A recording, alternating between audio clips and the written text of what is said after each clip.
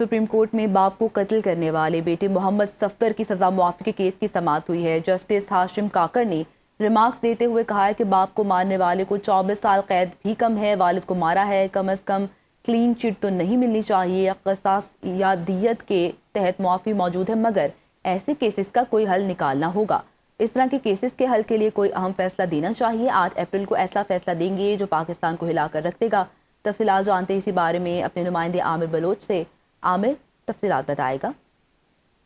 Supreme court میں آج باپ کو قتل کرنے والے بیٹے محمد صفدر کی سزا معافی کا کیس تھا، جس سے ان کی جانب سے جو وکیل تھے وہ پیش ہوئے اور انہوں نے کہا کہ اس کیس میں صلح ہو چکی ہے اور جو رپورٹ ہے وہ جمع کروا دی عدالت میں،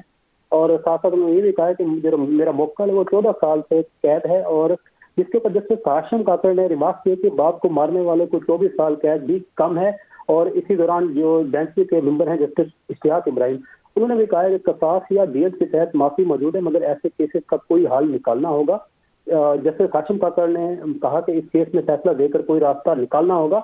اور جو اس طرح کے کیسز ہیں اس کے حل کے لیے کوئی اہم فیصلہ دینا ہے، جس حوالے سے انہوں نے کہا کہ ہم 8 اپریل کو اس پر کوئی فیصلہ دیں گے، اور ایسا فیصلہ دیں گے جو پاکستان ہلا کر رکھ دے گا۔ اور اس کے ساتھ جو جسٹس اشتیاق ابراہیم ہے، انہوں نے کہا ہے کہ والد کو مارا ہے، کم از کم کلین چٹ تو نہیں ملنی چاہیے، اور اس کے بعد عدالت نے کیس کی سماعت 8 اپریل تک ملتوی کی ہے، اور جو کیس کی سماعت ہے وہ جسٹس ہاشم کاکڑ کی سربراہی میں 3 رکنی بینچ نے کی، اور اس میں جو بینچ میں جسٹس میاں گل حسن اورنگزیب اور جسٹس اشتیاق ابراہیم بھی شامل تھے۔ ٹھیک ہے، بہت شکریہ اپڈیٹس کے لیے عامر۔